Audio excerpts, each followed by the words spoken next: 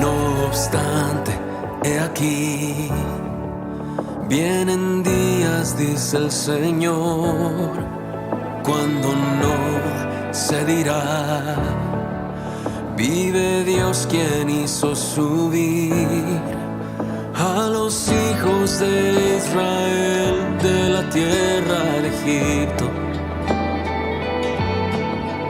Viene un éxodo que es mayor en el fin de los tiempos y se dirá, vive Dios quien hizo subir a sus hijos del norte y de todo lugar.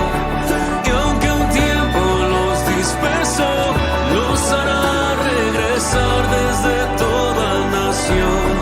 Pronto vendrá su Salvador y de un extremo del cielo al otro los rescatará.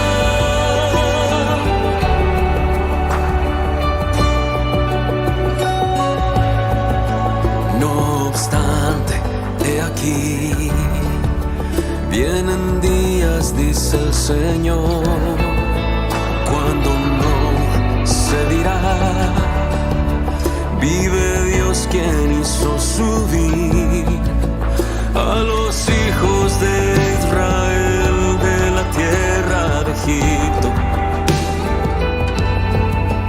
Viene un éxodo que es mayor en el fin de los tiempos y se dirá, vive Dios quien hizo subir. Todos los que nos están viendo y aún a nuestra amada familia que está en este lugar, le damos bienvenidos a todos los que en nuestras redes nos están visitando. Vamos a empezar el día de hoy con el estudio de Segunda de Reyes, capítulo 13. Entonces vamos a continuar la serie que llevamos de este hermoso libro y preciado, que el Eterno nos va a enseñar muchos puntos importantes en el día de hoy. Entonces, antes de empezar el estudio, era necesario ver en qué contexto se había escrito este libro, para poder enfocarlo a lo que estaban pasando los israelitas en la época de este libro. Entonces, sabemos que fue escrito durante el exilio. ¿De cuál exilio? Babilonia, ya después del cautiverio de Asiria, ya mucho después, más o menos entre el año 561 y 538. Entonces, en el contexto de los reyes, para cada batalla, o sea, en ese tiempo, cada batalla que era una guerra entre países, entre potencias externas, las mismas potencias tenían que atravesar el mismo pueblo para combatir. O sea, eso era una guerra, bueno, ustedes ya saben. Por eso, el rey de turno en ese tiempo tenía que tomar dos decisiones: o confiar en el Eterno o hacer un pacto con alguna de esas naciones. Y pues a causa de eso vemos muchas mezclas, vemos mucha idolatría, vemos el pueblo siendo esclavo en cuestión económica, o sea, en tributo, por la protección de ellos mismos. Entonces estaban basándose todo lo que vivían, su reinado, en su propia sabiduría, sus propias fuerzas, su propia fortaleza. Entonces, ¿cuál fue el motivo de este libro? Como fue escrito en medio del exilio, fue para darle motivo, o sea, para explicarle al pueblo el motivo de su cautividad, ¿no? Y por eso dejarles ver lo fatal que fue hacer caso omiso a la palabra del Eterno, que fue entregada en ese tiempo por ¿quiénes? Los profetas. Entonces, en este punto es fundamental comprender que el libro hace énfasis en la actuación de los profetas, muchas veces por encima de los reyes mismos. Pues porque ya en el tiempo del exilio, ya ellos ya no tenían rey. ¿Qué tenían? Siervos. Hasta que volvieron, bueno, montaron su rey. Entonces, en Primera Reyes vimos cómo pasó el Reino Unido, o sea, Israel cuando estaba completo, pasa a ser dividido. Y en la segunda parte de Reyes, Segunda Reyes que se conoce, empiezan los cautiverios, tanto para Israel en el norte, como para Judá, en el sur. Entonces, ¿qué vimos alrededor? ¿Qué hemos visto hasta el día de hoy? Que la mayoría de reyes no siguieron al Eterno. Entonces, así que Israel y Judá fueron llevados en cautividad. tal y como ya se les había profetizado. Y puntos clave de todo lo que hemos visto hasta el día de hoy es que por un hombre sabemos que entró pecado a la humanidad, dice la palabra. ¿Por quién? Por Adán, ¿no? Entró pecado a la humanidad. Por un hombre el pueblo escogido fue dividido. ¿Por quién? Por Salomón. Por Jeroboam en el norte fue disperso el pueblo, porque cuando vemos cada rey que va después de Jeroboam, se dice que no cambiaron la idolatría de Jeroboam. Y este tampoco. Y el siguiente tampoco, ¿cierto? Entonces, a causa de ese hombre, fue disperso el pueblo. Mientras tanto, en el sur, al mismo tiempo, por la debilidad de cada rey, fue cautivo Judá. Pero sabíamos, o el Eterno sabía, que había un hombre que iba a traer tanto la unión de aquella separación, como también vida para el pueblo. ¿Quién era? Yeshua. Entonces, para volver al principio. Y hasta ese momento, porque eso es un contexto, lo que para los patriarcas había sido una promesa, ¿cierto? La tierra que había sido una promesa, que con Moisés y Josué fue ¿qué? Una realidad, ¿sí? Porque ellos fueron usados para llevar al pueblo. Ahora con los reyes se había convertido en un campo de sangre, o sea, un campo de muerte. Y a través de este libro de Segunda de Reyes, vemos cómo el pueblo del linaje sale de la promesa a causa de su falta de un real sacerdocio, porque como lo ha enseñado nuestro pastor, era un sacerdocio débil, y la falta de obediencia a los siervos que Adonai había establecido. Entonces, hasta ese punto el pueblo no había valorado ese legado y esa promesa directamente del Creador. Y así puede pasar en este tiempo, que muchas veces limitamos, en algún momento limitamos. ¿Por qué? Porque nosotros es necesario establecer la relación íntima con nuestro Padre, porque por eso lo limitamos, porque no le conocemos. Entonces, punto que primero no tenían muchos reyes, intimidad o relación con el Eterno no tenían. Y cuando tenían dirección de los profetas, o los callaban, o los cuestionaban, o en el peor de los casos, los mataban, los mandaban matar. Entonces, ahora sí, empezando desde el versículo 1, vamos a estudiar Segunda de Reyes, capítulo 13.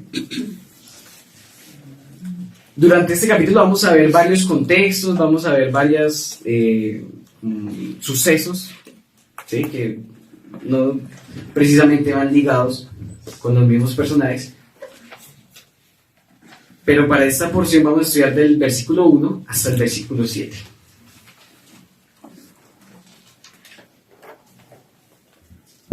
Entonces dice: en el año 23 de Joás, hijo de Ocosías, rey de Judá, comenzó a reinar Joacás, hijo de Jehú, sobre Israel en Samaria, y reinó 17 años. E hizo lo malo ante los ojos de Adonai y siguió tras los pecados con que Jeroboam, hijo de Nabat, hizo pecar a Israel. No se apartó de ellos. Vemos de Jeroboam. Y se encendió la ira de Adonai contra Israel y los entregó día tras día en mano de Hazael, rey de Aram, y en mano de Ben-Hadad, hijo de Hazael. Entonces Joacás imploró el favor de Adonai y Yahweh lo oyó, porque él vio la opresión de Israel, de cómo el rey de Aram los oprimía. Y Yahweh dio a Israel un libertador y escaparon del poder de los arameos. Y habitaron los hijos de Israel en sus tiendas como antes. Con todo, no se apartaron de los pecados con que la casa de Jeroboam hizo pecar a Israel, sino que anduvieron en ellos, y también la de Acera permaneció en pie en Samaria. Pues a Joacás no le había quedado del ejército más que 50 hombres de a caballo, 10 carros y 10,000 hombres de a pie, porque el rey de Aram los había destruido y los había hecho como polvo de trigo. Entonces empieza hablando, va haciendo una comparación del reino de Judá y el reino de Israel. Entonces en el año 23 de Judá, o sea del rey de Judá, ¿quién era? Joás. Se levanta aquel hombre, hijo de Jehú, que lo hemos visto durante los capítulos de Israel, Joacás. ¿Qué significa en el año 23 de Joás?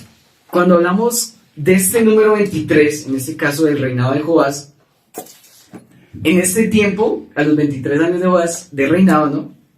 Joás exhorta a los sacerdotes por su falta de diligencia, por su desobediencia, ¿no? Porque él les había dado una orden de ¿qué? De reparar portillos. En un contexto, en los capítulos anteriores, Joás le había dicho, iniciando su reinado, les había dicho reparen los portillos del templo. Pero habían pasado 23 años y los sacerdotes no habían hecho su tarea. Entonces, cuando llega el número 23 del reinado de Joás, Joás les dice, ¿y ustedes qué? Yo les di una tarea, ¿qué pasó? Por su falta de diligencia. ¿Qué era reparar los portillos? Reparar lo que se había ya dañado en ese momento y edificar lo que se había destruido. Pero habían pasado 23 años y no habían hecho eso. Entonces, Judá en ese momento, con este rey de Joás, estaba en ese tiempo de restaurar el reinado, el sacerdocio, los portillos. Y ese número 23 siempre nos va a relacionar hacia los levitas y sacerdotes, quienes eran los encargados de ministrar. ¿Y cómo sabemos esto? Vamos a ir a Números 26, 62. No vamos a entrar en el contexto de números, pero sí relacionar este número con lo que está hablando en este momento. Números 26, 62. Me dicen si voy muy rápido. ¿Bien?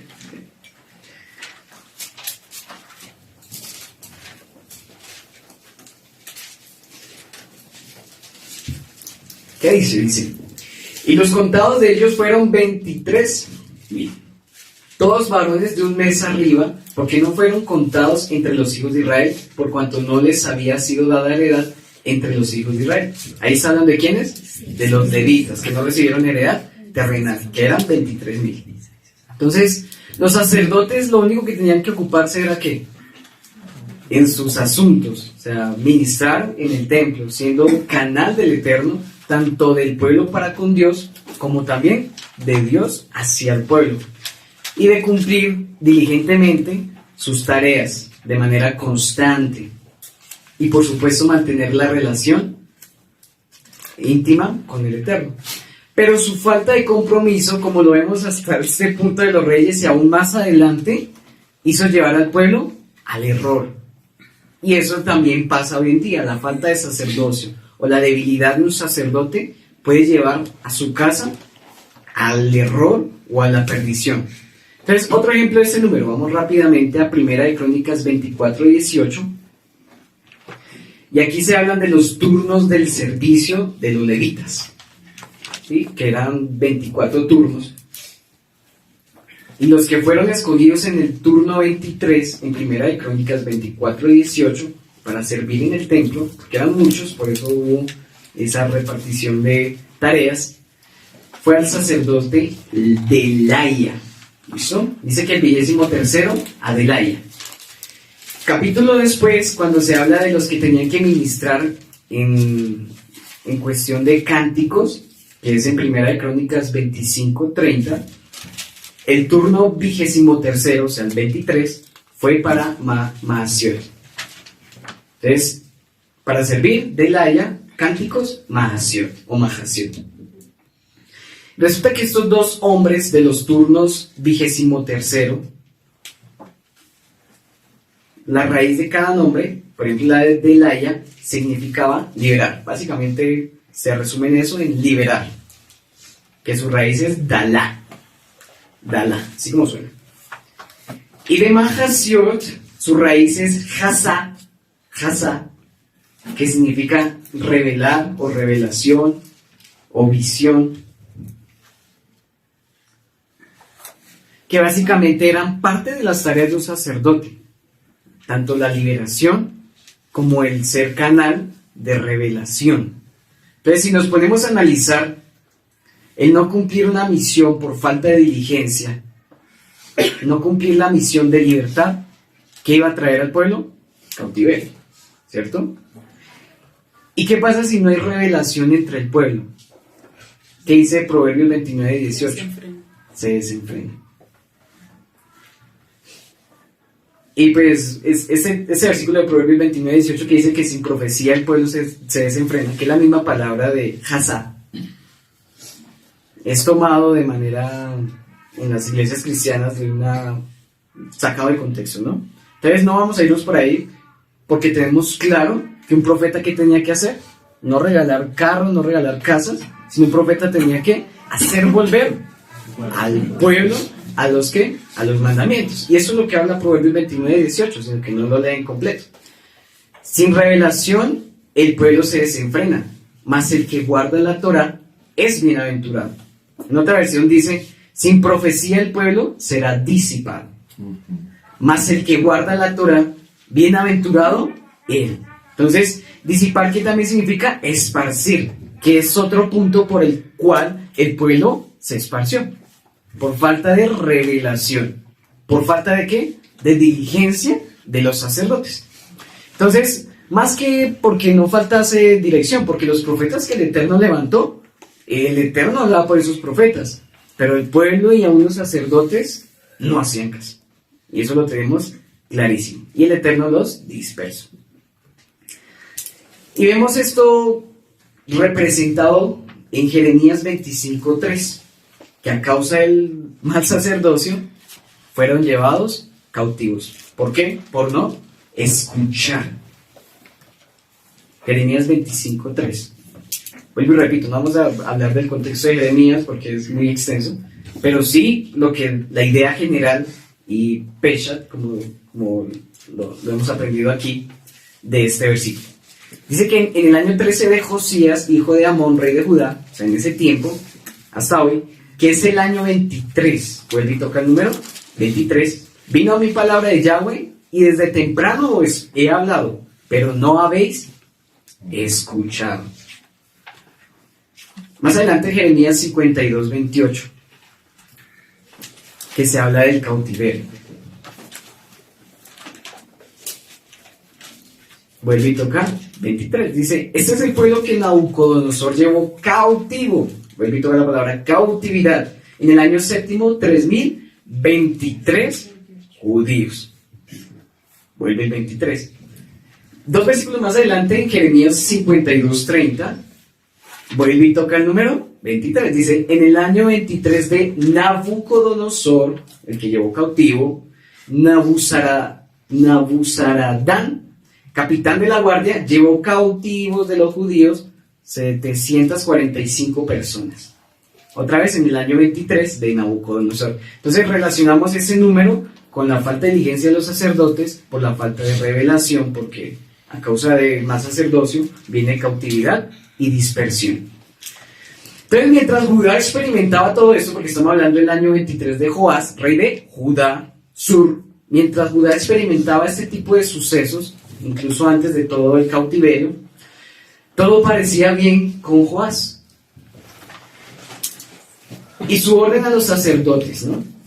Mientras tanto, en el reino del norte, subió al trono un hombre llamado Joacás, que era hijo del que se le nombra el sanguinario Jehú. Recordemos que Jehú, el Eterno, lo usó para matar a Jezabel, bueno, los personajes en el tiempo de Acab, pero sabemos que su orgullo lo llevó a hacer más de lo que el Eterno le había dicho y a enorgullecerse de que se había dejado usar por el Eterno. Pero una cosa es ser siervo y otra es instrumento, ¿no? Entonces dice que Joacás reinó 17 años, solo 17 años. Joacás, hijo de Jehú. Jehú significa, este es Yahweh. Como quien dice, este es Yahweh. Y le puso su nombre a su hijo, el nombre Joacás, que quiere decir atrapado de Yahweh, dominio de Yahweh, apoderado de Yahweh. Entonces Jehú cumplió su misión de manera sanguinaria, como dice la palabra ahí, como les dije anteriormente, de matar a estos personajes. Pero cuando Yahweh lo bendice, prometiendo hasta 4 generaciones de sus hijos en el trono, poco después Jehú descuidó lo más importante: erradicar su generación maldita pasada de Jeroboam. Entonces el Eterno le da la promesa y le dice: 4 generaciones, a causa de que usted cumplió lo que le mandé, 4 generaciones van a estar en el trono. Poco después de que el Yahweh le había dicho eso, Jehú no radicó totalmente la idolatría. Vamos a ir a 2 de Reyes 10, que es lo que nos dice. 2 de Reyes 10, 30, entrando en el contexto. Y Yahweh dijo a Jehú: ¿por qué has hecho bien al hacerlo recto ante mis ojos? Y has hecho a la casa de Acab conforme a todo lo que estaba en mi corazón, dice. Tus hijos hasta la 4ª generación se sentarán en el trono de Israel. Pero ¿qué dice? Pero Jehú no se cuidó en andar en la Torá con todo su corazón, y no se apartó de los pecados con que Jeroboam vuelve y llama, ni siquiera llamó al padre de Jehú o a Acab, no relacionado a esos personajes, sino llama directamente a Jeroboam, el que instaló como Samaria lugares altos. Entonces, como en la introducción les había hablado, por un hombre pueden pasar muchas cosas, tanto para salvación o para muerte. Por una decisión mía puede llevar a mi generación tanto para salvación como para muerte eterna. No estamos hablando de muerte física, sino morir para morir. Morir, morirás. Y recordemos que mis malas decisiones o las decisiones que yo tome no solo me va a llevar a mí, sino va a afectar el templo, mi casa, tanto físico como yo, como también mi familia. Y pues puede comprometer el futuro, por supuesto, de mi casa. Entonces vemos cómo hasta este tiempo afectó el pecado de Jeroboam y cómo sigue afectando ese pecado de Jeroboam de establecer esa idolatría. Entonces, la primera generación prometida de trono a Jehú fue este hijo, Joacás, que ese era el orgullo de Jehú. Joacás quiere decir dominar, el que va a dominar las naciones, dominio de Yahweh, apoderado de Yahweh, el que iba a dominar todas las naciones a su alrededor. Pero no fue así. Entonces, este tipo de promesas de reinar, este tipo de promesas de dominar, era para aquellos que eran obedientes, aquellos que erradican totalmente cualquier raíz que lo puede hacer volver a lo que usted era. Eso es lo que realmente el Eterno, o es a ese tipo de personas a los que el Eterno bendice. ¿Dónde vemos eso? ¿Dónde lo confirmamos? Deuteronomio 28, nosotros lo conocemos al derecho y al revés. Vamos a tocar unos versículos claves para no leer todo el capítulo. Deuteronomio 28.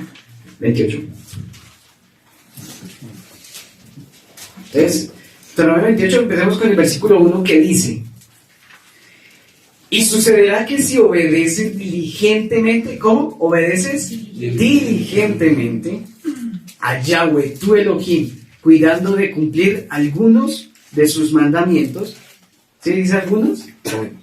Todos sus mandamientos que yo te mando hoy, Yahweh, tu Elohim, te pondrá en alto sobre todas las naciones de la tierra. Entonces, así le hubiera puesto Jehú el nombre de apoderado de Yahweh, dominio de Yahweh, si Joacás no hubiese sido tan malo, hubiera obedecido sus mandamientos, hubiera traído salvación a Israel.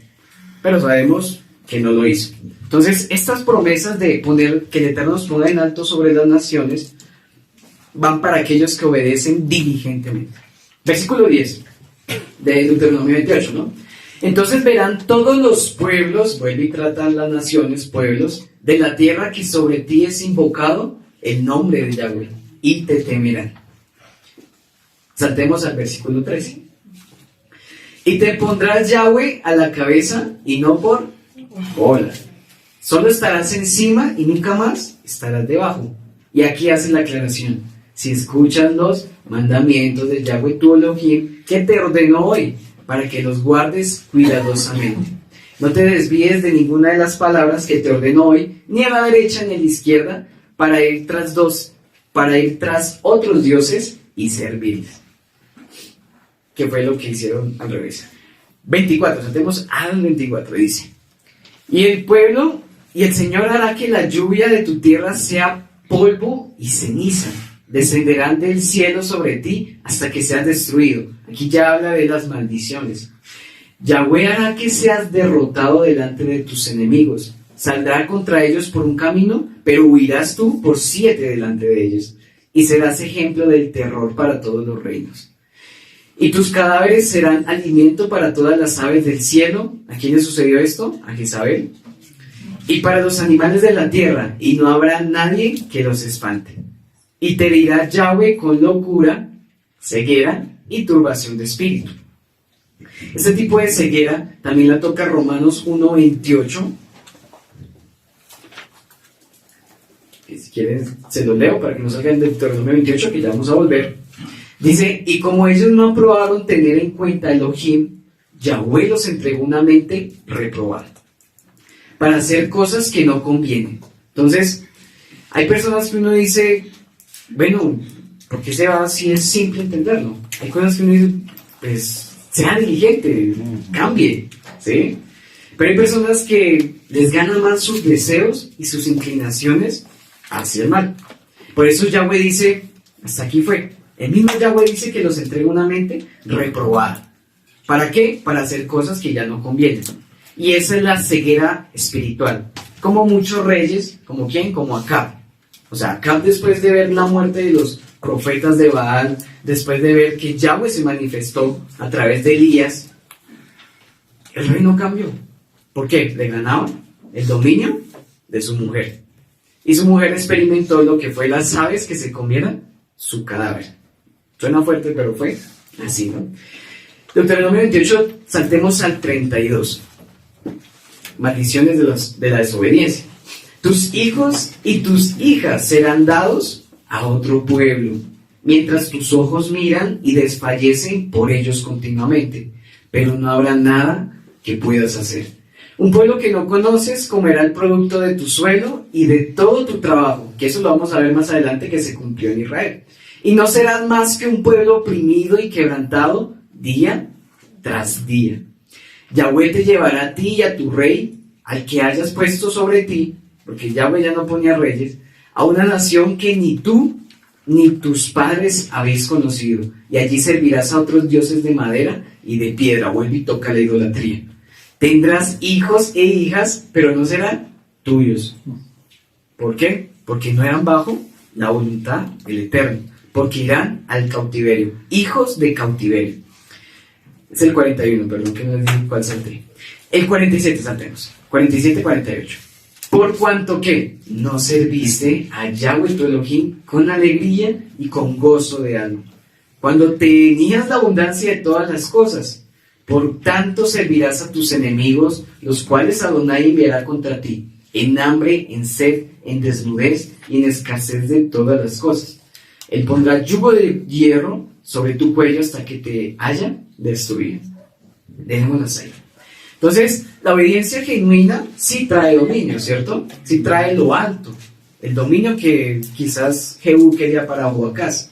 Pero la desobediencia también, pero en sentido contrario. Cuando ponen un yugo en el que no desobedeció. Entonces, ¿qué camino escogió Joacás? Entonces, Joacás solo se habla en este contexto de capítulo 13 del Segundo de Reyes, pero explica bien qué camino escogió Joacás. Versículo 2 de Segunda de Reyes 13. Vamos a volver.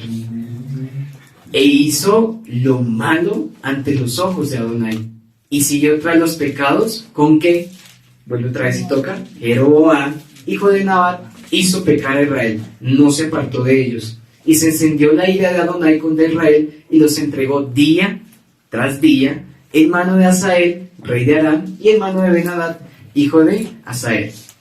Entonces, dice que reinó ¿cuántos años? 17 años a causa de su mala conducta. Entonces, este rey, y además de él haberse torcido Joás, porque cuando comenzó a reinar Joás en Judá, poco tiempo después se tuerce a Joás, el que estaba intentando, el que regañó a los indigentes, falta de diligencia, a los sacerdotes. Se desvió. Ya vamos a ver por qué. Y posiblemente estos dos reyes, mueren simultáneamente, o sea, mueren en un tiempo, se puede decir que casi a tiempo. Entonces, ¿qué pasó con Joás? Mientras todo esto pasaba con Joacás, se dice que con Joás pasó algo como lo que hablamos en el principio. Segunda de Crónicas 24-17. Vamos a ver que aquí nos da un poco de contexto, o más contexto. Mientras lo buscamos, Segunda de Crónicas 24-17, este rey le había ido muy bien. Porque empezó, ¿cómo empezó? Porque era dirigido por un sacerdote, por un buen sacerdote se decía, que era Joiada, ¿sí? Mira, Yo tengo, bueno, en otra versión dice Joyadá. oye, Entonces, segunda Crónicas 24:17 dice que después de la muerte de este sacerdote, aquel que estaba dirigiendo a Joás, los jefes de Judá, otra versión dice los príncipes, fueron a presentarse ante el rey, Joás, ¿no? Y le rindieron homenaje, oh rey, grande eres tú, rey. Y él se dejó aconsejar por ellos, dice ahí. Y entonces abandonaron lo que habían reparado, el templo de Yahweh, Elohim de sus antepasados, y se pusieron a adorar las imágenes de Asera o Aserá y de otros ídolos. ¿Sí ve que recalca mucho Asera? Asera y otros ídolos. Asera y otros ídolos. Por causa de ese pecado, Yahweh se enojó mucho con Judá y con Jerusalén. Entonces, Yahweh mandó profeta y sacerdote que era el hijo de Joyadá, ¿sí? El mismo que había dirigido a Joás. Le dijo, bueno, te vas a levantar tú para recordarle los mandamientos a Joás, que se había desviado. Pero el rey hace algo muy sutil, lo mandó matar. Y lo mandó callar, porque no le gustó. Entonces, la restauración del templo y lo que vimos que Joás hizo, quedó todo por el piso. Y se igualó al reino del norte. Entonces, estos dos reyes estaban viviendo ese conflicto con Asherah y otros ídolos. Por eso se dice que mueren casi simultáneamente. ¿Por qué? Les voy a hacer las cuentas rápido. Dice que Joás reinó 40 años, el de Judá, 40 años. Y Joacás, 17. Pero Joacás comenzó a reinar en el año 23 de Joás. Y 23 más 17, 40.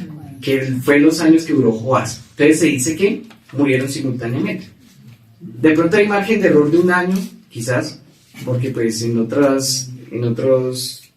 cronología aparecen casi. Pero fue por el mismo pecado. Entonces, ninguno de los dos escogió el camino recto.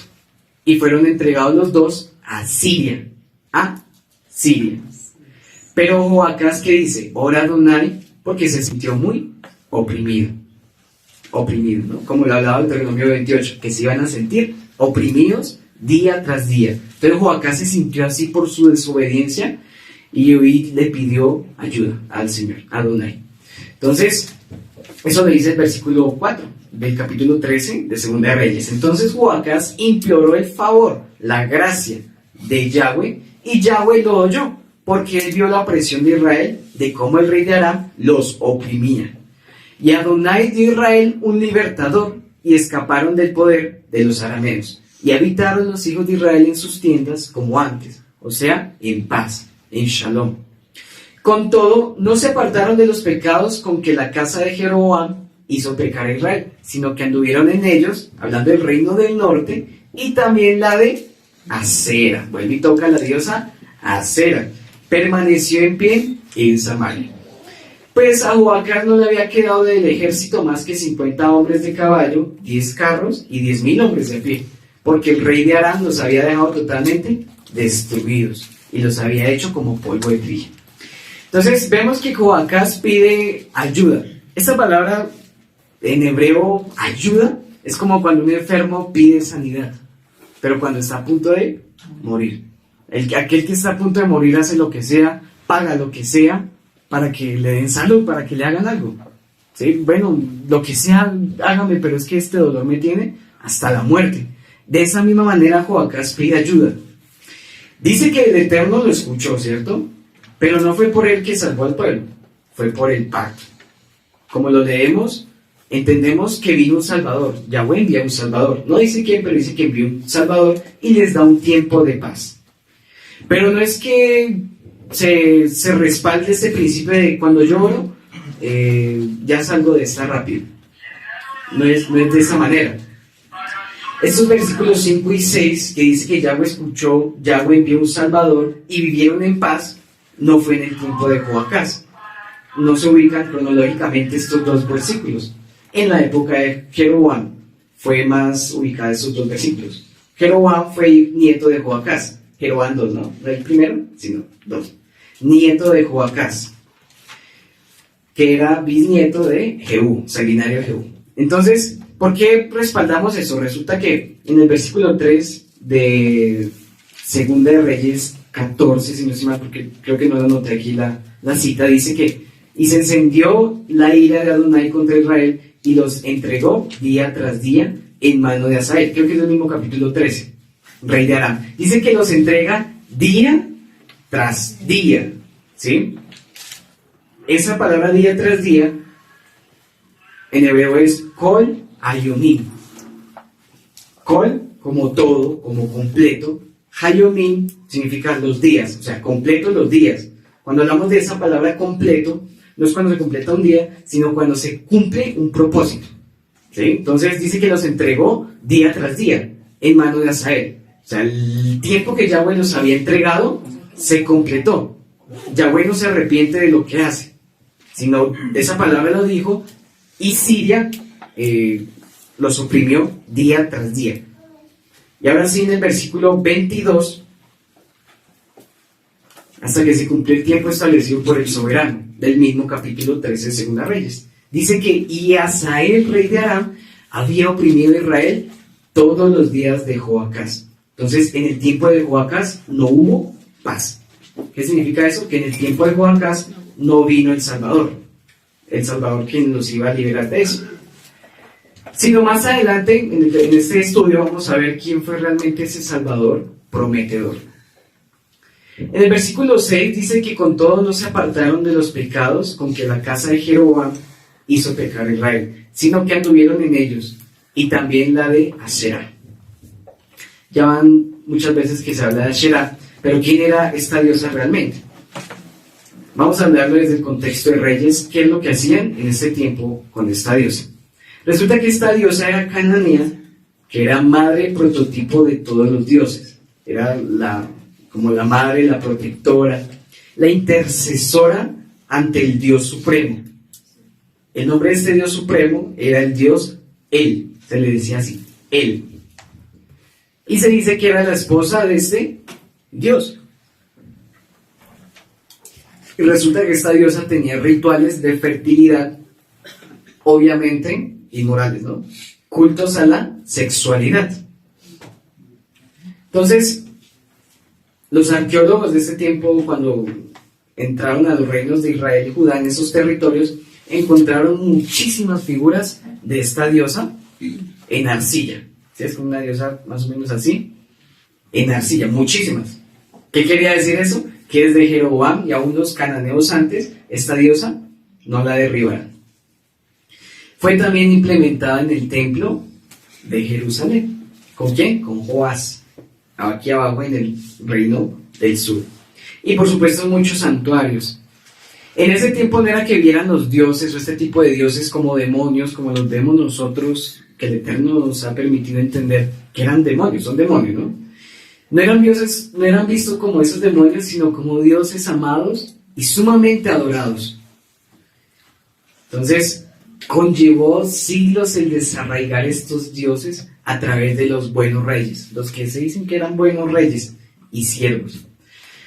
En 2 Reyes 23:6, que fue la tarea de un buen rey, entre comillas, se habla que sacó esta imagen. ¿La imagen de quién? De Asera. La sacó totalmente de Jerusalén al torrente Cedrón, 2 Reyes 23:6. Y la quemó junto al torrente Cedrón y la redujo a polvo y arrojó el polvo tras del hecho sobre los sepulcros de los hijos del pueblo. Como quien dice, ya totalmente eso quedó enterrado.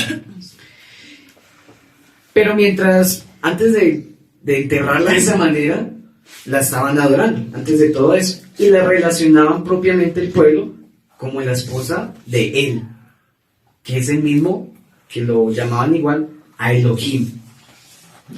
Y su relación como el fruto de la fertilidad de la tierra. O sea, la fertilidad supuestamente de él, del dios El y Asera, era el fruto de la fertilidad, era el motivo del cual había fertilidad en la tierra.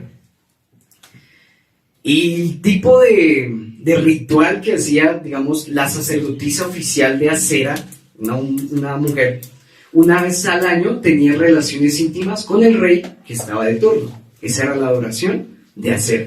¿Para qué? Para conmemorar la fertilidad de esta diosa. Decía que ella era la reina del cielo y la que daba fertilidad y lo daba todo. Y eso lo vemos en un profeta que hablaba de ella, de esta reina del cielo, entre comillas, que fue Jeremías. Jeremías 44, 17. ¿Voy muy rápido o bien? Entonces, Jeremías 44, 17. Que lo buscamos. A esta diosa también le ofrecían incienso. Sino que ciertamente pondremos por obra toda palabra que ha salido de nuestra boca para ofrecer incienso a la reina del cielo, derramando libaciones, como hemos hecho nosotros y nuestros padres, nuestros reyes, nuestros príncipes en las ciudades de Judá y en las plazas de Jerusalén.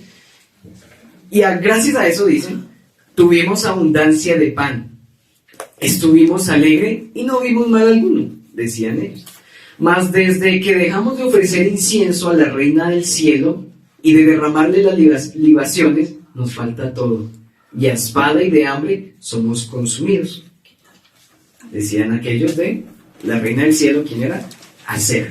Y se ven muchos escritos de esta relación que les dije anteriormente, de arqueológicos, donde se leía mucho la palabra Anat y Aú, que quiere decir una diosa ligada a Yahweh. Anat y Aú. Más o menos encontrada del siglo V antes de la era común. Y hay otra que decía Keriyahu, que significa bendito sea Keriyahu por Yahweh. O sea, de sus enemigos los salvó por hacer. O sea, Yahweh salvó a los enemigos por hacer, supuestamente. Entonces, y aquí vamos a aprender algo, y es que no era que en un tiempo los israelitas adoraran a Acera y sus baales, y en otro tiempo, cuando se restauraban, adoraban a Dios. No, sino que en los tiempos malos adoraban a los dos, tanto a los dioses como a Yahweh. Y se relacionaban con estos dioses fusionados y aún blasfemando el nombre de Adonai, Yahweh. Y como lo habla nuestro pastor Eclesiastés 1:9, no hay nada bajo el cielo, ¿sí?, que sea nuevo. Y esta diosa Acera cambia de nombre según su contexto o su tierra. En Babilonia es la misma Ishtar, que dice diosa madre, madre de los dioses, diosa del cielo, diosa de la tierra, diosa de la fertilidad. Más adelante la Virgen María. Egipto era la misma Isis. En India le decían Devaki. En Canaán le decían Acera. En otras dice Astarte y en otra Astarot. Y en Grecia le decían Diana, con doble N. En Roma, Isis, Cíbeles, Venus. Y vamos a ir a Hechos 19, 24, 27, que vemos cómo permaneció esta diosa aún en los tiempos de los apóstoles.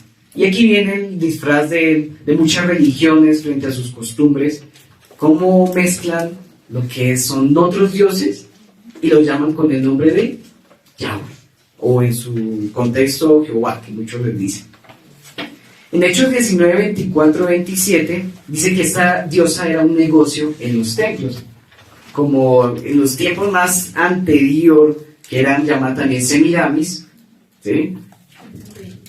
Se dice que la diosa Acera la encontraban casi siempre como en jeroglíficos, si se puede decir así, me corrigen, con fondos de rayos de sol, como Semiramis, que se consideraba la Virgen que la embarazó el sol, ¿no? Entonces, en Hechos 19, 24, 27, ¿qué dice? ¿Quién lo tiene? Dice, hubo por aquel tiempo un disturbio no pequeño acerca del camino, porque un platero llamado Demetrio, que hacía templecillos de plata de Diana, proporcionaba no poca ganancia a los artífices, a los cuales, reunidos con los obreros del mismo oficio, dijo: varones, ¿saben que este oficio depende nuestra prosperidad?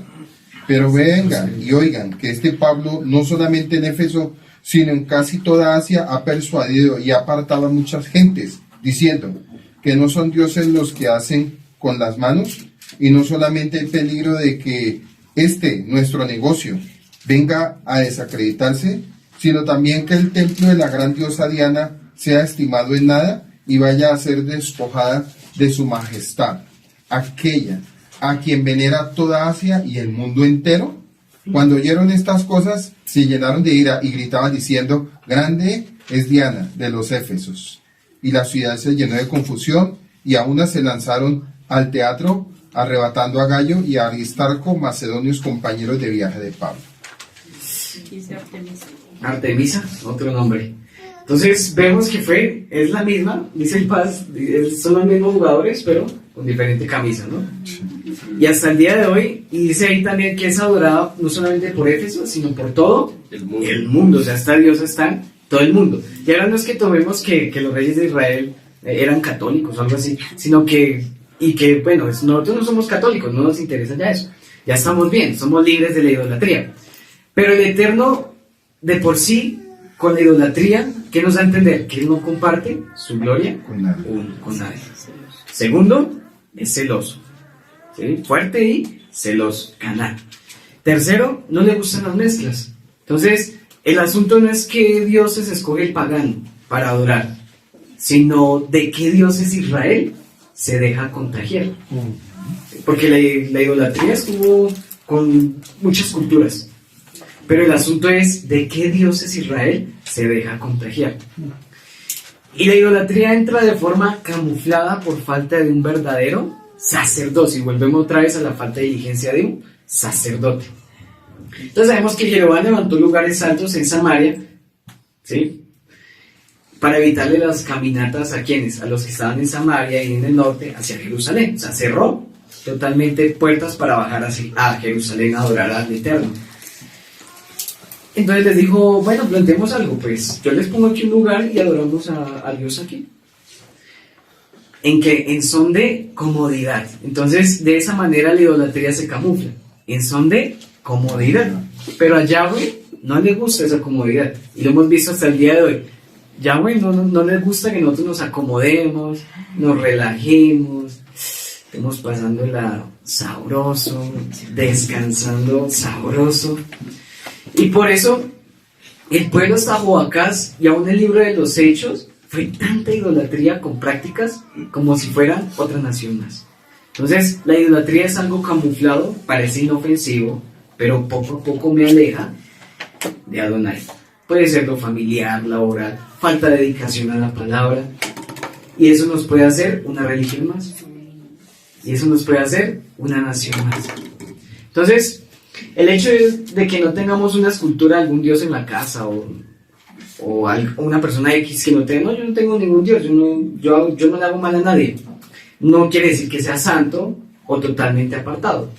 Y tampoco, porque si esa es la definición de apartado, los monjes son súper apartadísimos, porque los monjes no tienen ni contacto físico con nadie. Entonces eso no nos hace santos, sino nos hace santos cuando en medio de todo lo que vivimos, elegimos primero la intimidad con Adonai, ¿sí? Y el no cometer los mismos errores de nuestros padres, tanto físicos como tuvimos, como el mismo pecado de Jeroboam y sus hijos. Entonces, así de eso la Escritura los llama aquellos que no obedecen y no la captan, o sea, viven tropiezo tras tropiezo hasta que se queman y se van. Les dice la propia Escritura necios y tontos, ¿no? En otras traducciones les llama hasta retrasados, o sea, que no entienden, o sea, que van por un camino, alguna vez lo hablamos, que van por un camino hacia el abismo y las personas les dicen, oh, venga, desvíese, hermano, no ve para dónde va, venga, hermano, pero él se hace de las ovejas sordas y tras de que va para el abismo va mirando para arriba. Entonces, ¿qué viene al final de este tipo de personas? Entonces, aprender a buscar al Eterno siempre. Que no dependamos de una situación difícil para buscarlo. ¿Listo? Que esas eran las consecuencias de la idolatría. Cuando Joacán se vio alcanzado y dijo, yo creo que ya me voy a morir. Dios, ayúdanos, me siento muy oprimido. Hasta que Joacán no sintió eso, a causa de la idolatría, no pidió ayuda. Ahí sí se acordó del único Dios que actúa. 1 Corintios 10:8.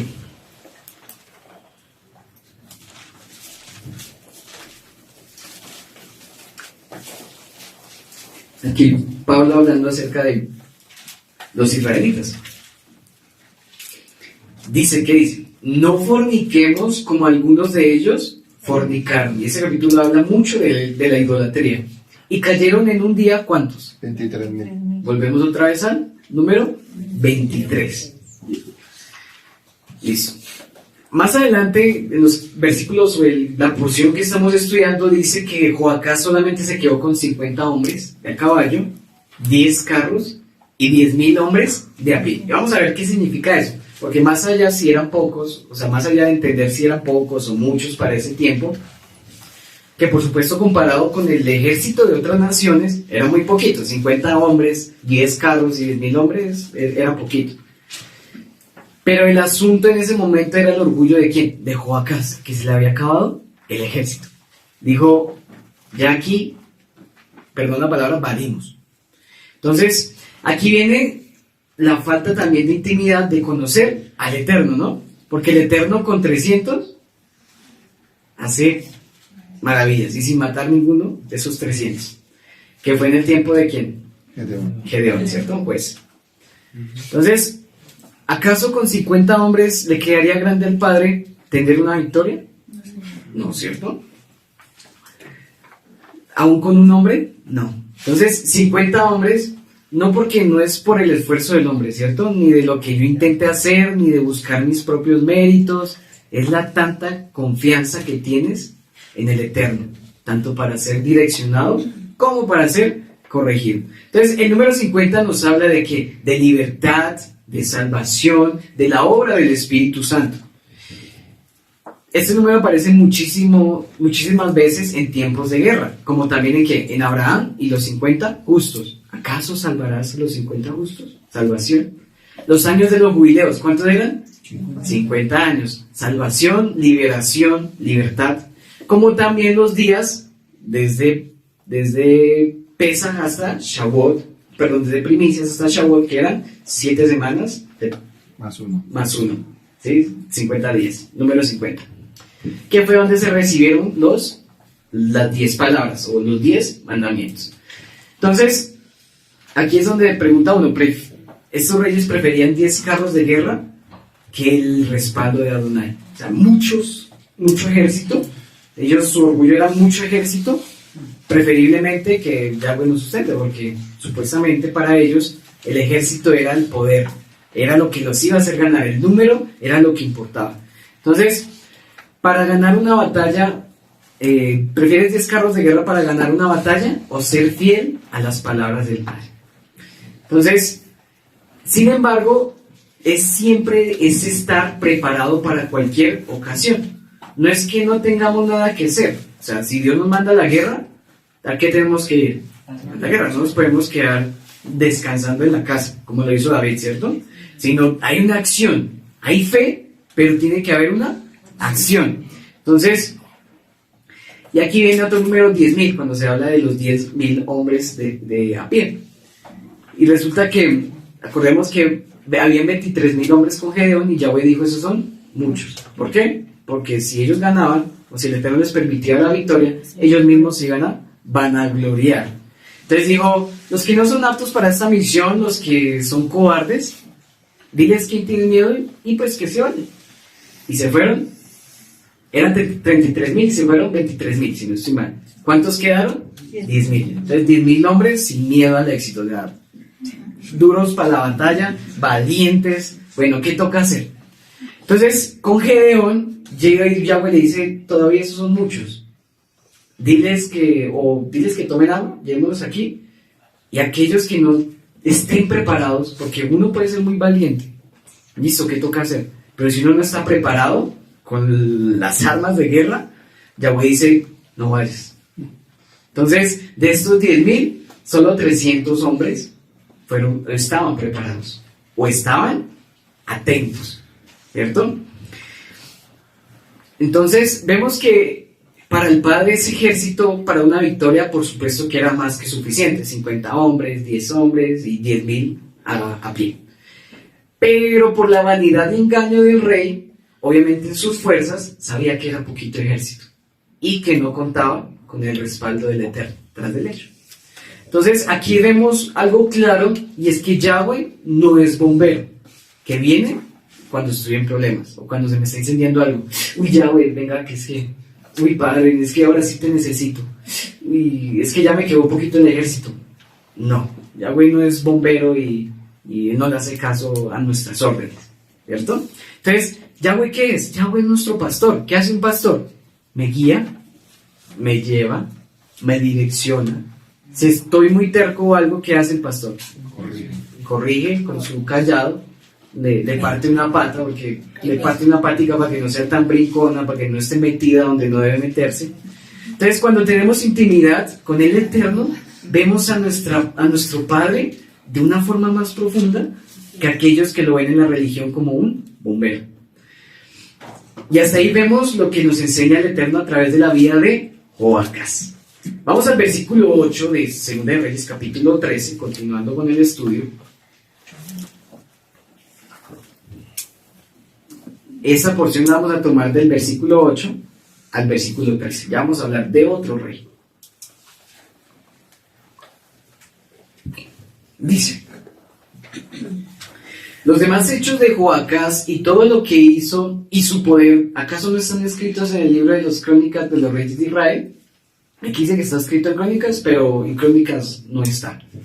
No porque la palabra no esté diciendo la verdad, sino que ese capítulo, esa porción, la sacaron, no se encontró o no está añadida. Versículo 9. Y durmió Joacás con sus padres y los sepultaron en Samaria. Y su hijo Joás. Este es otro Joás, no lo igualemos con el del reino de Judá. Su hijo Joás reinó en su lugar. ¿En dónde? En Samaria. En el año 37 de Joás, rey de Judá, Joás, hijo de Joacás, comenzó a reinar sobre Israel en Samaria y reinó ¿cuántos? 17 años. E hizo lo malo ante los ojos de Yahweh, no se apartó de todos los pecados. ¿Con qué? ¿A quién nombra otra vez? Jeroboam, hijo de Nabat, hizo pecar a Israel, sino que anduvo en ellos. Los demás hechos de Joás y todo lo que hizo y el poder con que peleó contra Amasías, rey de Judá, no están escritos en el libro de las crónicas de los reyes de Israel. Y durmió Joás con sus padres, y Jeroboam se sentó en su trono. Jeroboam era el hijo. Es Jeroboam 2. Y Joás fue sepultado en Samaria con los reyes de Israel. Entonces aquí se habla de una guerra de Amasías,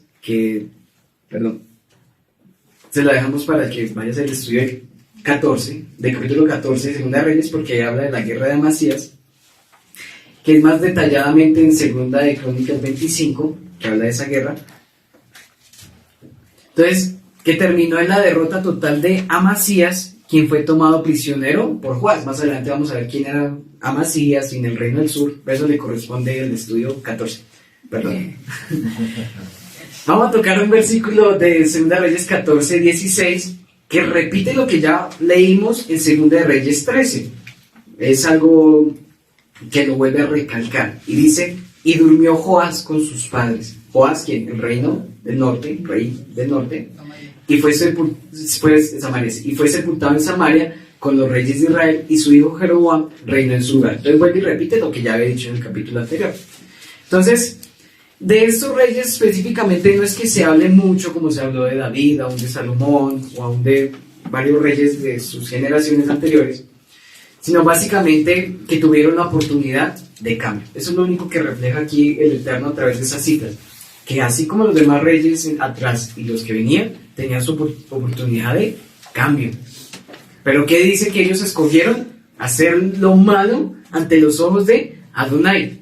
Ellos tenían libre albedrío, pero estaban cegados a causa de camino torcido. ¿Por qué? Porque seguían en lo mismo de sus padres. Pero este rey se habla un poquito más que su padre. Recordemos que Joás era nieto de Jehú, sanguinario Jehú. Entonces, este era el posible prometedor salvador. ¿Cómo? En el versículo 14 del capítulo de 2 Reyes 13, más adelante, saltemos un momentico, dice que cuando Eliseo se enfermó en una enfermedad, de lo cual había de morir, Joás, rey de Israel, descendió a él y lloró sobre su rostro y le dijo: Padre mío, los carros de Israel y sus hombres de a caballo. En ese momento, aún los sirios todavía regían sobre Israel, y aún cuando ya Eliseo iba a morir. Pero dice que Joás vuelve como su padre, se vio apretado y dijo, le dijo a Elías, Padre mío, entrando en llanto. No porque se estuviera arrepintiendo, porque no se arrepintió este hombre, sino, vuelvo y les digo, no era que ellos adoraran otros dioses por aparte y cuando eran buenos adoraran a Yahweh, sino ellos mezclaban. Entonces, a través de los milagros, de los prodigios que hizo el Eterno con Eliseo, Eliseo era un hombre de nombre, o sea, era muy reconocido. Entonces, cuando iba a morir, había cierta relación de este rey, puede parecer extraña, pero había una relación no íntima, pero sí una relación muy cercana.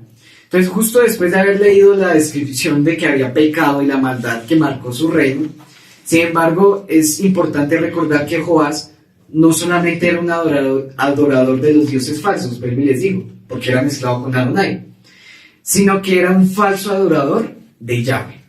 Entonces tengamos ese punto claro. No era que Joás era más allá de ser un simple adorador de dioses falsos, era un falso adorador del Elohim verdadero. Entonces quizás por miedo de lo que el profeta había hecho o lo que el rey había escuchado de este profeta, de Eliseo, obviamente no era un sincero temor de arrepentimiento, y así existen aún muchas comunidades que aunque no adoren otras figuras, tienen una adoración falsa al Creador, al que dicen adorar. Podrán no tener ídolos en su casa, pero tienen una falsa adoración. ¿Por qué? Por desconocimiento verdadero, por falta de intimidad, por falta de diligencia y todo lo que hemos hablado hasta ese punto. Hay otros que obedecen por miedo, o sea, y en ese tiempo pues, si me tengo que ir, pues hagámosle, pues no pierdo nada, ¿qué tal me vaya hasta mejor? Y quizás haya pensamientos de esos, y es que tengo miedo porque si se cumple aquí eso, pues miremos a ver cómo nos va. Pues si Dios dice, pues caminen. Esa no es la mentalidad que el Eterno nos demanda. Si vamos a salir, si vamos a ir a otras tierras, si vamos a pisar otros terrenos, la mentalidad ¿cuál es? De los 300. Ser valiente y estar preparado. Entonces, la obediencia con la intención correcta, vemos este equilibrio de la obediencia y la intención es ofrenda agradable a Yahweh. Es más agradable esto que un sacrificio por expiación. Así puede ser la mayor gordura del carnero, pero a Yahweh ve más la obediencia con la intención correcta. Entonces, el que obedece por miedo o el que no obedece con esa intención correcta, más adelante no aguanta y se fulmina, porque no lleva la intención correcta. Aunque obedezca, bueno, vámonos, pero ¿qué tal? Pero cuestiono, pero no tiene la intención correcta.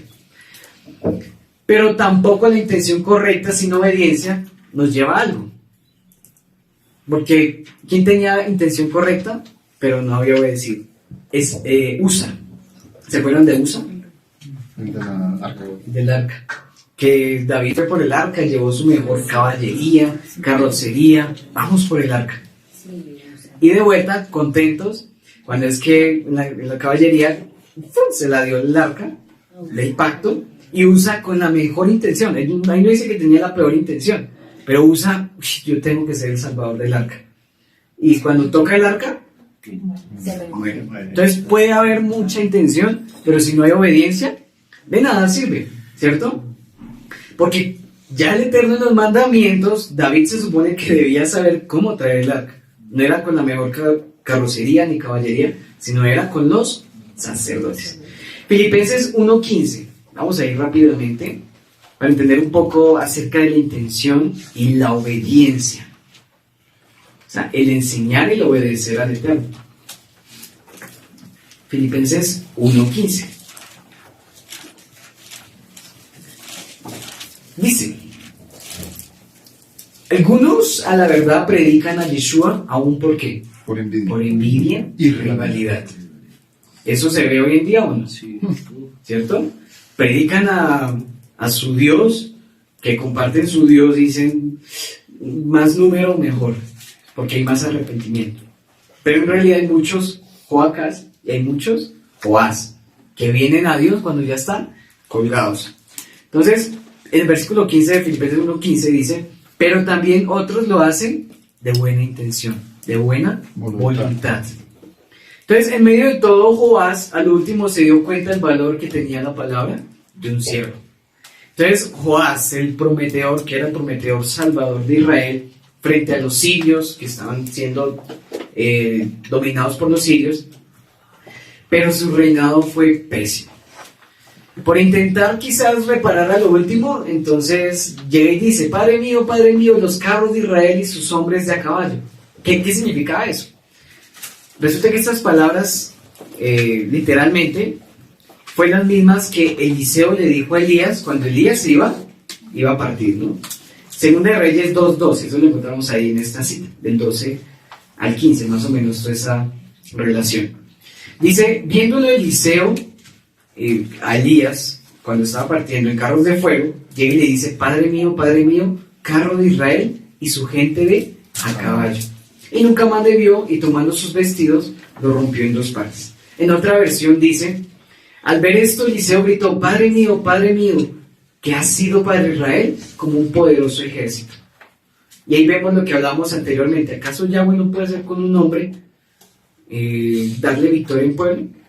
Claro que lo puede hacer, pero tiene que ser un hombre o una nación recta delante de sus ojos. Entonces, con esas mismas palabras que Eliseo despidió a Elías, vino Joás a despedir a Eliseo. Pero aunque Eliseo cuidó y continuó el legado de Elías, ¿Joás venía con esa intención? No. Le recordó, y Eliseo se llevó a la tumba ese legado de el profeta Elías. Entonces, ¿qué significa esta frase? Entonces, aquí viene la importancia de un siervo, porque Joás se acerca posiblemente con ese miedo de que si Eliseo muere, ¿qué va a pasar? Por lo menos él era el único canal, bueno, habían otros profetas, sí, pero por lo menos ese era el más cercano ahí. Si se muere, ¿qué va a pasar entonces con la nación, conmigo? ¿Será que me va a morir?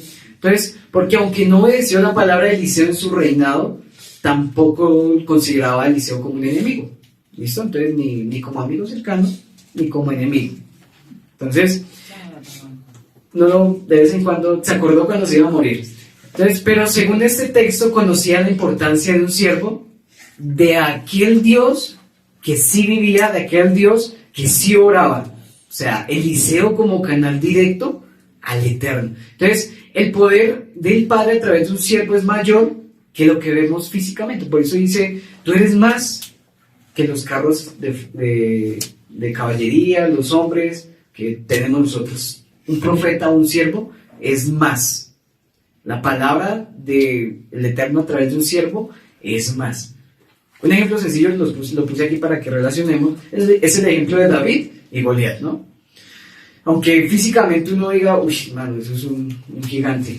David iba no, yo voy es porque la palabra está conmigo.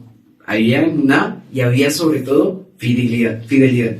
Entonces, y ese mismo poder es el que obra hoy en el Padre a través de nosotros. O sea, el Padre no ha cambiado, Él no es inmutable, ¿no? Él es inmutable. Y quizás muchos se han preguntado: bueno, si ese mismo Dios de Elías, Eliseo, aún de Moisés, el que abrió el mar en dos, o sea, ¿dónde está entonces este Dios ahorita? Y alguien hace poco me decía: bueno, si me pasa algo sobrenatural, entonces creo. Y yo, es que eso no significa nada, la verdad. Porque el pueblo de Israel vio muchos milagros y no cambiaron. Los fariseos vieron muchos.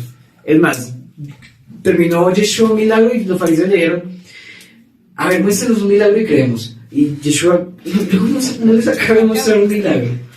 Entonces, un milagro no significa nada. Entonces, para aquellos que preguntan: entonces, ¿dónde está ese Dios? Más bien yo le hago la pregunta: entonces, ¿dónde están aquellos siervos como Eliseo? ¿Dónde están aquellos que se deciden a dejar todo por seguir al Eterno? Entonces, y era algo que también confrontaba. Bueno, usted pide un milagro, pero si Dios le hace el milagro, ¿usted es capaz de dejar todo por seguir? Entonces, siervos dispuestos a entregar su vida al servicio. Entonces, por eso en este tiempo el Eterno, primeramente en mí, ministraba a seguir muriendo al yo, a mi egoísmo, a todo lo que, a seguir menguando mi humanidad. Y aquí hago un pare que es algo que tenemos que ser conscientes a las tierras que nosotros vamos, ¿no? A donde Adonai nos mande a predicar su palabra, sin rivalidad, ¿no? Y es que sí, habrán frutos gigantes, como lo dice, como lo que pasó con Josué en la tierra prometida, frutos gigantes, bellos, hermosos. Pero la primera batalla que tuvieron que pasar para entrar a la tierra prometida fue en su mente. ¿Por qué? Enviaron 2 espías y 2 llegaron con un reporte y con una mente hebrea, fidelidad, ¿no? Eso, fe, metámosle duro que eso, con la obra del Eterno, el Eterno puede con uno, va a poder con nosotros, hagámosle. Pero llegaron otros 10 que su mente estaba, o la batalla en su mente ya la habían perdido. Entonces la primera batalla que uno pasa en este tiempo es la emuná, ¿cierto? Entonces el Padre a través de Josué tomaron la tierra. ¿Y el fin de la tierra cuál era? Permanecer en obediencia. ¿Quién era rey en ese momento? En los tiempos de Josué. No había rey físico. El propio Eterno era quien nos dirigía. Entonces, pero en ese momento con los reyes, lo que pasó de ser una promesa a Abraham, que se vio cumplida en Josué, Moisés, se había convertido, como les dije al principio, en un campo de sangre. Muchas muertes. En una pronta cautividad se convirtió en muerte. Y así mismo la dirección que el Eterno había dado desde Sucot, de salir, bueno, vamos, lo que nos hemos preparado por años, ahora sí vamos a ejercerlo. Y ahí sí es donde viene lo que pasó de ser una promesa, se convirtió en muchas muertes espirituales. No, yo no muerto. No, siguiente. Pin, chao, chao, chao. Y hasta el día de hoy se ha visto, yo creo que muchas de esas salidas, aún comparadas con las anteriores que salían a poquitos, comenzaron a salir, chao, ¿cierto? Pero ese no era el fin de la promesa, o sea, el Eterno no dijo la promesa para que todos desertáramos. El Eterno habló la promesa, así como en el tiempo de los reyes, para que no se volviera un campo de sangre. Entonces, los que estamos aquí estamos aún a tiempo, dice nuestro pastor Miguel que está alrededor. Dele fortaleza, dele fortaleza, porque no puede ser el siguiente, por favor, no. Entonces, y aquí viene porque estamos a tiempo, no sea que nos veamos alcanzados y ahí sí nos acerquemos al siervo del cual yo nunca le obedecí. Ahora sí, ¿verdad que sí? Usted es un siervo de Dios, ahora sí. Ya cuando estamos alcanzados. Entonces, en medio de todo, y otra cosa dura, era que Asiria estaba pronta a invadir Samaria. Estamos a unos capítulos, eso en el capítulo 17. Estamos en el capítulo 13, ya está pronto esa invasión y ese cautiverio. Y Eliseo no iba a estar para hacer lo mismo que hizo con los de Siria, en 2 de Reyes 6, creo que ya lo hemos estudiado. Que oró Eliseo diciendo, te ruego Yahweh que abra los ojos a su siervo Gizi para que vea. Entonces Yahweh abrió entonces los ojos del criado y este vio que el monte estaba lleno de ¿qué? De gente de caballo y de carro de fuego, ¿cierto? Alrededor de Eliseo. Cuando los sirios descendieron hacia él, oró Eliseo a Yahweh y dijo, te ruego que hieras con ceguera a esta gente. Y Yahweh los hirió con ceguera conforme a la petición de Eliseo. Después les dijo Eliseo, no es este el camino ni es esta la ciudad, seguidme y os guiaré al nombre que buscáis. Bueno, entonces conocemos esa historia, ya se había estudiado. Entonces ahí vemos que el respaldo que tenía Eliseo no eran carros de hombres, ni ejército de hombres, sino era un campo espiritual. Entonces, así nos veamos poquitos, así seamos contados, sabemos que no es un ejército grande en número, sino es un ejército que nos respalda en el campo espiritual. Entonces, lo que sigue es que Eliseo le va a demandar una acción a Joás. Versículo 15, esta porción va a ser del 15 al 17.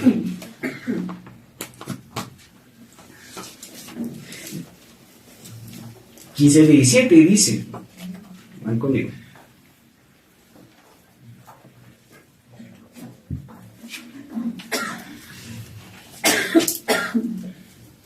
Y Eliseo le dijo, toma un arco y flechas, y él tomó un arco y flechas. Entonces dijo al rey de Israel, pon tu mano en el arco, y él puso su mano sobre el arco. Entonces Eliseo colocó sus manos sobre las manos del rey y dijo, abre la ventana hacia el oriente. Y él abrió. Entonces Eliseo dijo, tira. Y él tiró. Y Eliseo dijo, flecha de victoria de Adonai y flecha de victoria sobre Aram, porque derrotarás a los arameos en Afec hasta exterminarles. Creo que hay otra versión que habla de salvación.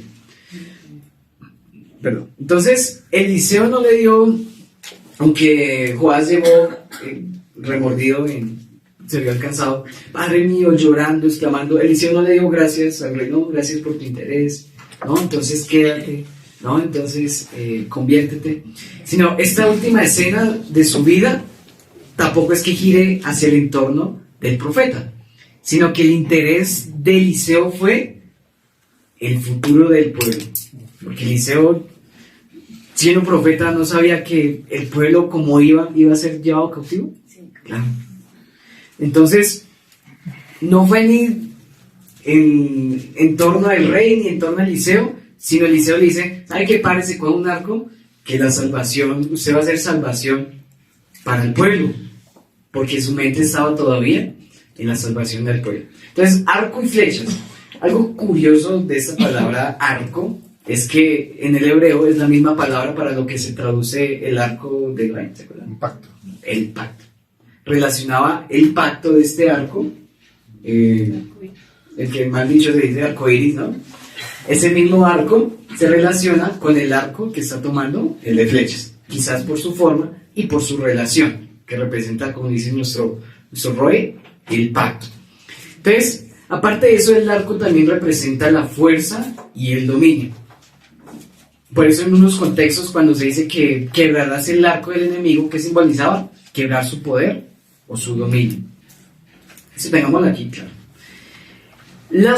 Las flechas en ese tiempo eran hechos con el material afilado llamado pedernal, que era una especie de roca, que se entiende que era una especie de roca, hecha que se produce como resultado de cambios químicos en formaciones rocosas sedimentarias comprimidas durante su creación. ¿Qué significa eso? Que era un material que a través de presión y compresión de minerales se creaba y por eso era tan fuerte, porque era un material que era, o sea, que lo tenía que comprimir, hacerle mucha presión. Entonces, esa era la formación de esa piedra, con mucha compresión. Y en hebreo es la palabra tzor, T-Z-O-R, tzor. Es lo que se traduce como pedernal. En otros contextos se traduce también como compresión, como presión, pedernal. Entonces, de esta palabra van muy relacionadas con otras palabras hebreas, como lo es yatzar. ¿Hemos escuchado la palabra yatzar? Mira, aquí está. La primera tzar es sor, que es el pedernal. La de abajo es yatzar. Se le agrega una yod al principio. ¿Qué significa yatzar? Esta palabra la encontramos cuando el Eterno forma al hombre. Significa formación. Yatzar. Esa misma palabra yatzar, Y-A-T-Z-A-R, es la misma palabra que encontramos en Jeremías con el alfarero. ¿Qué hace un alfarero? Forma, ¿cierto?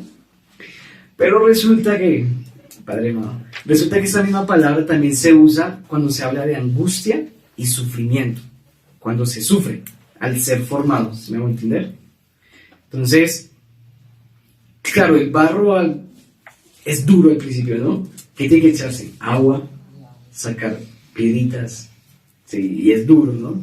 Y por eso hay sufrimiento, que se sufre. O sea, en medio de la formación, uno no puede prometerle a alguien que está entrando a esto que la va a vivir sabroso, ¿sí? Sino es duro. Y los que, gracias al favor del Eterno, hemos resistido hasta el día de hoy, sabemos que no ha sido sabroso, pero no quiere decir que no sea gozoso, ¿sí? Ahí está el gozo que no comprende el mundo, ¿no?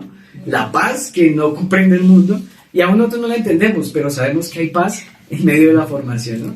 Una paz que sobrepasa todo entendimiento. Listo, yatzar. Tengámoslo ahí claro. Tzor relacionamos con la piedrita de perla. Matzor, otra palabra, que es la tercera de aquí. Matzor. Queremos las mismas dos letras de Tzor, Matzor. Significa sitiar, como tomar un sitio, o sea, en son de conquista y dominio. Recordemos que estamos hablando de las flechas, ¿sí? Conquista y dominio. Esta palabra Matzor aparece cuando se tomaba un sitio para ponerlo como dominio, ¿sí? O para quitar también la angustia. Esas palabras todas están relacionadas. Esta palabra en plural, Matzor, es una palabra muy, muy conocida. En plural es Mitzraim. Matzor, plural es Mitzraim, que es la última palabra aquí. Vemos las otras dos letras, que es la Tzadi y la Resh. Mitzraim. Mitzraim fue ¿quién? Egipto, que fue la opresión, el sitiar a Israel, o sea, en el tiempo de su juventud. O sea, estaban viviendo ese mismo sitiar con Siria, perdón. Entonces, ¿qué quería el Eterno? Bueno, quería a través de este rey quitarles ese dominio al rey de Siria. Entonces, pero estas palabras como las vemos, esa habla todo acerca de la formación de nosotros, del proceso de nosotros, para que la tengamos muy en cuenta. Por eso, a causa de la formación o la mala formación y mala conducta, la falta de resistencia, la falta de fidelidad de este rey, no se obtiene el objetivo que Eliseo estaba esperando. Ya vamos a entender por qué. Entonces, Adonai lo que quería hacer en su plan original era usar a este rey para quitar la opresión de Israel, ¿cierto? Por eso, el que muriera un profeta no significaba que muriera al respaldo del Padre, aún en su múltiple misericordia, y como lo hablamos del arco, a causa de que del pacto, por eso pone sus manos sobre el arco.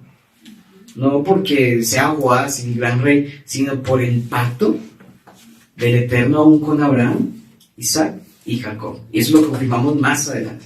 Entonces, dice que lo hace apuntar al oriente, que en el oriente en ese momento era el lugar donde iban a pelear contra los sirios.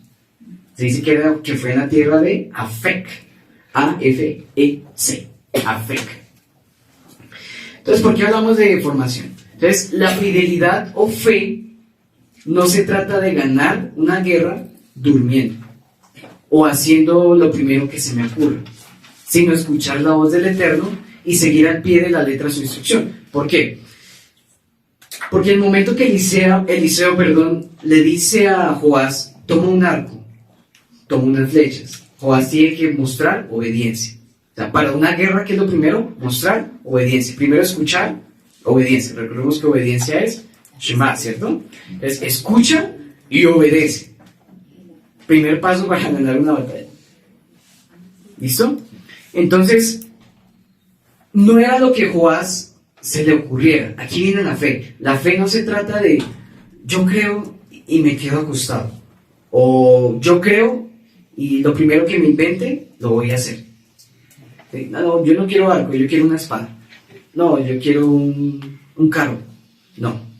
Sino se trata de escuchar y obedecer. Es el primer paso y único. Escuchar y obedecer. Entonces, en el versículo 18, vamos a ir al versículo 18, continuando el estudio, dice que entonces añadió, ¿quién? Eliseo. Después de ese suceso de tirar las flechas al oriente, que representaba quitar el dominio de Siria, le dice Eliseo, le añade, le dice, toma las flechas, y él las tomó. Y dijo el rey de Israel, golpea la tierra. Y él la golpeó 3 veces y se detuvo. Hasta aquí le llegó la formación, hasta aquí le llegó el Shema. Versículo 19. Y el hombre de Elohim, o sea, Eliseo, se enojó con él y dijo, deberías haber golpeado 5 o 6 veces. Entonces hubieras herido a Aram hasta exterminarlo. Pero ahora herirás a Aram solo 3 veces. ¿Por qué? ¿Por qué 3 veces? Porque 3 veces golpeó la tierra. No era que cogió la flecha y golpeó la tierra así, sino que la lanzó y solo lanzó 3 flechas. 3 veces. Flaqueó. No aguantó. Entonces aquí es donde realmente se ve la falta de preparación de un instrumento para salvación, porque él era el prometedor salvador de Israel. Vuelvo y repito, por su mala conducta no lo fue. Tenía una fidelidad a medias, entonces no tenía una formación plena, ni desde el principio de su reinado. Entonces Eliseo le dijo que lanzara 3 flechas hasta que golpearan el suelo, pero no le dijo cuándo detenerse. Le dijo, comienza a lanzar esas flechas hasta que golpeen el suelo. Pero él mismo tomó la decisión de detenerse. O sea, hasta ahí le llegó el Shema. 3 veces lo hizo. Entonces, nuestro celo y nuestra fidelidad determinan la medida de nuestra victoria. Entonces, ahí que hizo, tuvo una victoria a medias. Más adelante muere ese rey y no quitó el dominio totalmente de Siria. Entonces, de nada le sirvió. Y quiero que tengamos eso claro, que lo habla un 2 de Crónicas 16:9, que esa es una palabra que quiero que si la puede resaltar, resáltela. Y además una instrucción de parte de nuestro Padre. 2 de Crónicas 16:9. Y dice, porque los ojos de Adonai, Yahweh, contemplan toda la tierra, para mostrar su poder a favor de los que tienen un alma perfecta para con él. ¿Cierto? Preciso. Entonces, el número 3, continuemos, no se dejen distraer. El número 3 nos enseña en la escritura, cuando se habla del número 3, se habla de una prueba de fidelidad, como quien dice, un filtro. Ejemplos, así por encima. ¿Cuántas veces negó Pedro a Yeshua? 3 veces, ¿no? Fue una prueba de fidelidad. Pero le dijo, yo hasta morir por ti lo haría. ¿Y qué dijo Yeshua? ¿Morir por mí? Yo es el que voy a morir por usted, ¿cierto? Entonces, y más adelante Yeshua le dice, Pedro, me vas a negar 3 veces, antes de que cante el de chofar ahí en el templo. 3 veces me va a negar usted. Entonces, ¿qué mostró Pedro? Falta de fidelidad. O sea, fue un filtro y Pedro llegó y se miró y dijo, realmente sí, fui muy infiel. Cuando Yeshua resucita, ¿cuántas veces le pregunta a Pedro si le amaba? 3 veces. Ahí es donde realmente Pedro dejó su pasado, porque cuando Yeshua muere, vuelve otra vez a la barca, ¿no? ¿Cierto? Pero Yeshua, cuando en ese mismo momento le dice, Pedro, ¿me amas? Ahí sí Pedro, desde el alma, ya no le dijo hasta morir por ti, no, le dijo, sí, Adón, tú lo sabes. En un son de humildad, o sea, definitivamente el Eterno lo vengó más. Entonces, asimismo, ¿quién más dijo, bueno, lo que sea yo hago, por fidelidad a ti? Ya entendí. ¿Quién más? Jonás. ¿Cuántas veces estuve en el vientre del pez? 3 días, ¿no? ¿Cuántos días, perdón? 3 días, ¿no? Dice que él rogó y dijo, deseo ahora sí estar en la casa de Adonai, cuánto quisiera, porque es que Jonás no era que estuviera muy cómodo en el vientre, ¿no? No es como lo muestran en los muñequitos asando peces en una bola. Sino realmente él dice que estaba como en el Seol, o sea, se sentía como muerto, o sea, estaba dijo, o sea, imagínense, estaba muy estresado, él pensó que ya hasta ahí llegó, en oscuridad, quizás con falta de oxígeno. Entonces él dice, ¿cuánto quisiera estar en la casa de Adonai? ¿Se vio? Dijo, bueno, ahora sí, lo que sea, ahora sí. Y tras el hecho estaba ayunando, ¿no? Y se vio así, el caso dijo, bueno, lo que sea. Entonces, ese número refleja evidentemente, en el rey, ¿qué refleja? ¿Fidelidad o falta de fidelidad? Falta de fidelidad, ¿no? Versículo 22. Y Asael, vamos a saltar al 22 para continuar ese contexto, porque sigue, en el versículo 20 habla de Eliseo y su sepultura. Pero para continuar el contexto, saltemos del 22 al 25, capítulo 13 de Segunda de Reyes. Y Asael, rey de Aram, había oprimido a Israel todos los días de Joacás, pero Yahweh tuvo piedad de ellos. ¿Qué tuvo piedad? Y les tuvo compasión. Y se volvió, a ellos, ¿a causa de qué? ¿Del rey? ¿Del Eliseo? No, de su pacto. ¿Con quién? Isaac y Jacob. Y no quiso destruirlos ni echarlos de su presencia, sea, tuvo piedad hasta este capítulo, ¿no? En el 17 el padre les dice, divorciados totalmente. Al morir Hazael, rey de Aram, su hijo Ben-Hadad reinó en su lugar. Entonces Joás, hijo de Joacás, el que estamos hablando ahorita, recobró de nuevo de mano de Ben-Hadad, hijo de Hazael, las ciudades que éste había tomado en guerra de mano de su padre Joacás.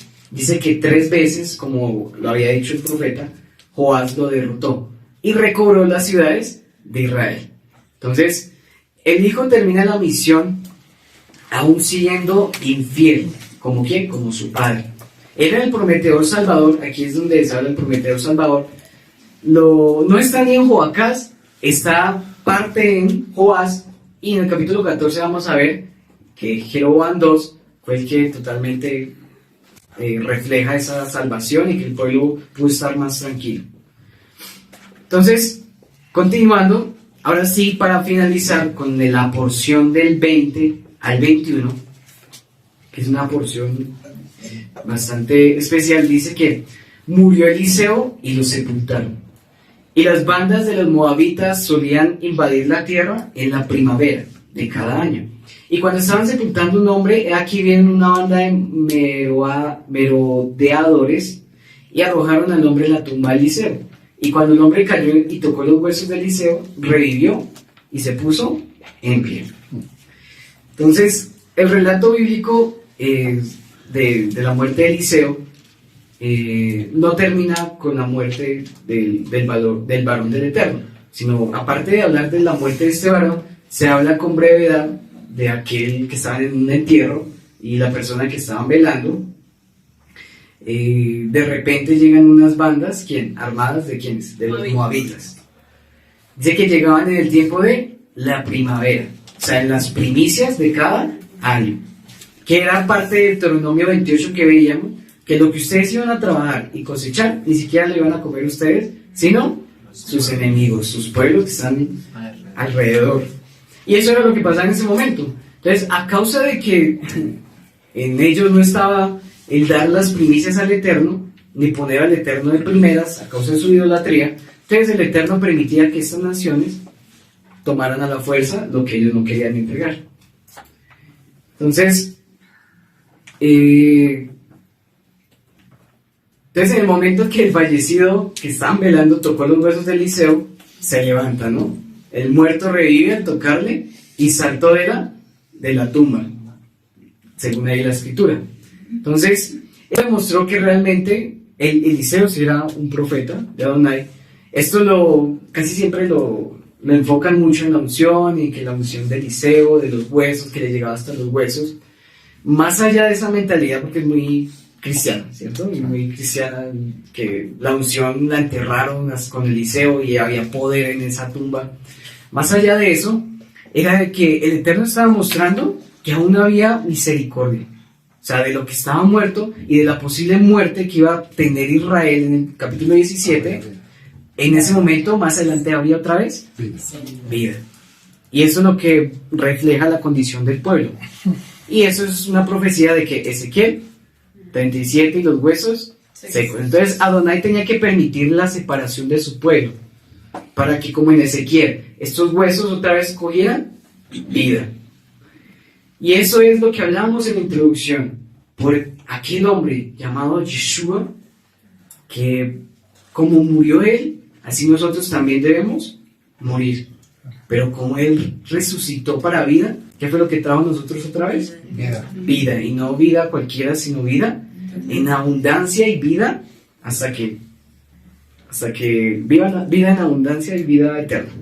Entonces, este hombre, o sea, Yeshua, nuestro Salvador, el que realmente fue Salvador para nosotros, tantos reyes que eran bueno, ese sí va a ser, este es el candidato, ninguno, llegó un hombre, llegó la palabra de Dios hecha carne, y fue lo único que nos pudo traer a nosotros salvación.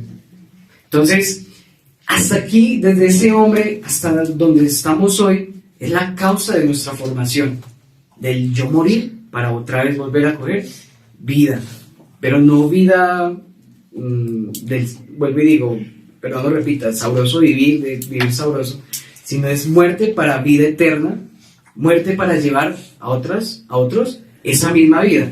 Entonces, hasta el día de hoy, eso es lo que nos forma, que yo tengo que morir mucho a mí mismo, a mi egoísmo, mi humanidad, morir a todo lo que soy yo.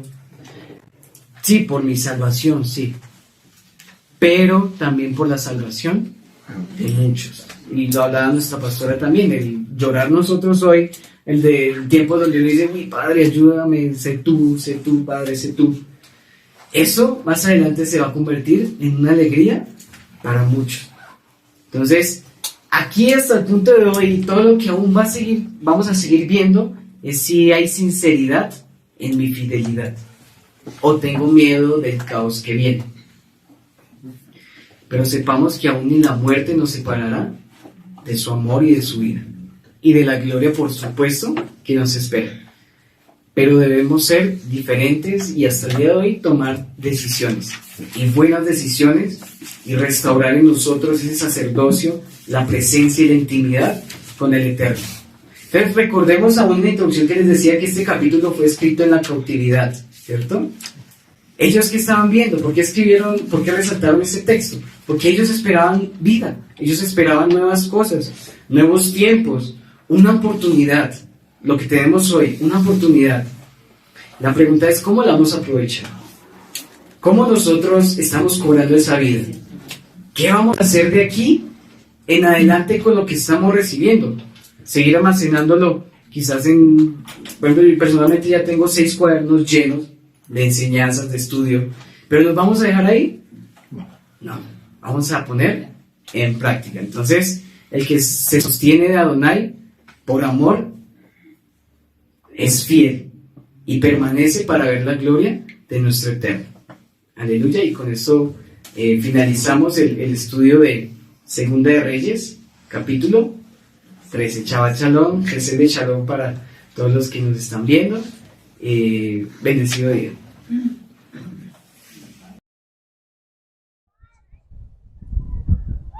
Shalom, bendiciones. Mi nombre es el Roe Pablo Escalante y Jenny Carolina Escalante.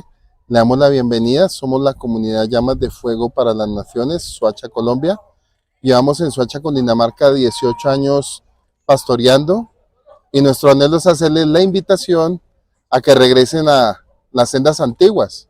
Una promesa que el Padre nos dio hace 9 años, de lo que venimos pastoreando de 18, donde nos llevó a restaurar las sendas antiguas, Jeremías 6:16, que volviéramos al camino e hiciéramos un alto y halláramos el camino en las sendas antiguas para hallar descanso para nuestras almas.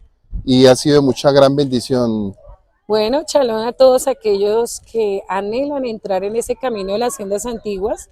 Actualmente estamos pastoreando en Soacha, pero tenemos unas sedes que usted tal vez si está cercano, lo invitamos que se haga parte de esta hermosa familia Llamas de Fuego para las Naciones. Estamos ubicados en Paipa, Boyacá, si usted tal vez está en la ciudad de Bogotá, o a futuro, pues si el Eterno permite abrir otros lugares de Colombia, anhelamos y los invitamos que ustedes vengan a crecer juntamente con nosotros.